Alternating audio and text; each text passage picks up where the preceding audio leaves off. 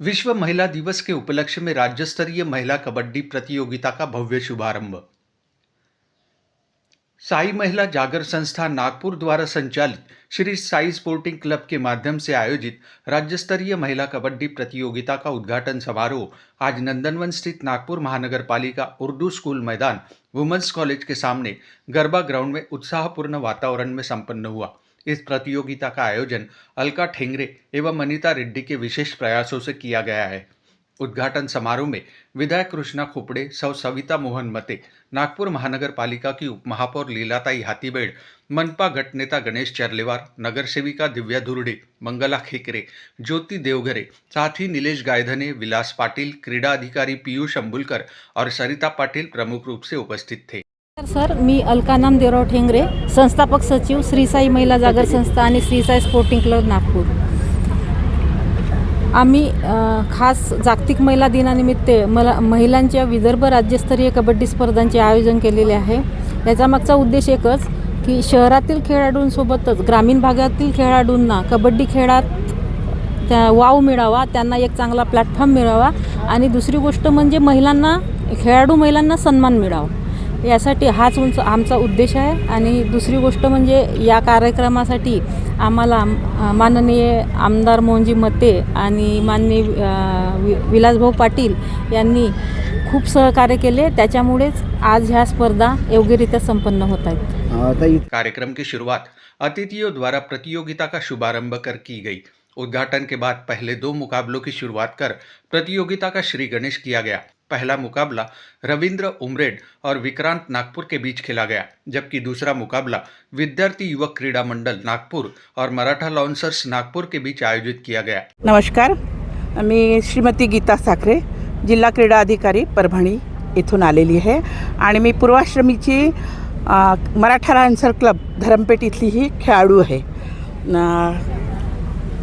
ह्या साई स्पोर्टिंग काय का श्री साई स्पोर्टिंग क्लब यांनी जे हे महिलाकरता जे टुर्नामेंट ऑर्गनाईज केल्या, ही खूप मोठी गोष्ट आहे। कारण की महिलाला कुठेतरी स्टेज उपलब्ध व्हायला पाहिजे आणि महिलांनीच महिलांकरता हा स्टेज उपलब्ध करून दिलेला आहे, ही खूप मोठी गोष्ट आहे। आणि याच्याकरता मी या सर्व महिलांना आणि ज्यांनी ह्या स्पर्धा ऑर्गनाईज केल्या आहेत त्यांना मी खूप खूप शुभेच्छा देते।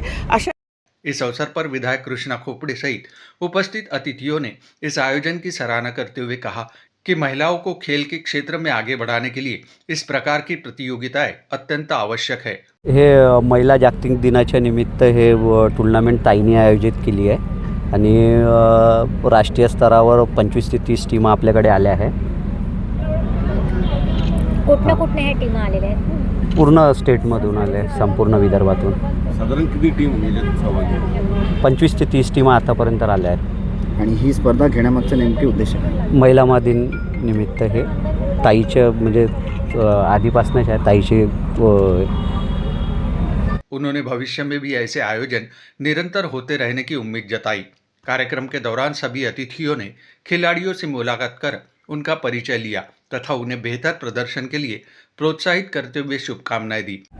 ॲडव्होकेट नीलेश गायधने या प्रभागाचा नगरसेवक आहे। विलासभाऊच्या प्रयत्नातून अलकाताईच्या स्वप्न जे की इथे एक चांगल्या प्रकारचं आयोजन व्हायला पाहिजे महिलांचं, त्या आयोजनाला जसं आपले CM साहेब म्हणतात की आमच्या लाडक्या बहिणीसाठी आम्ही वेगवेगळ्या योजना काढतो, त्या लाडक्या बहिणींचं सशक्तीकरण करण्यासाठी 8 मार्च महिला दिनानिमित्त या लेडीज कबड्डी स्पर्धांचं, महिला कबड्डी स्पर्धांचं आयोजन इथे केलेलं आहे। मी नगरसेवक म्हणून आणि माझा सर्व मित्रपरिवार म्हणून या कबड्डी स्पर्धांना खूप खूप शुभकामना देतो आणि या योग्यरीतीने पार पाडून सर्वोत्कृष्ट प्लेयर आपल्या इथून निघून ती महाराष्ट्र स्टेटला आणि त्या देशाच्या स्टेटला जावोत अशी मी श्री महाकाल चरणी प्रार्थना करतो। इस प्रतियोगिता से महिला खिलाड़ियों को अपनी प्रतिभा प्रदर्शित करने का एक अच्छा मंच मिलने की बात भी कही गई।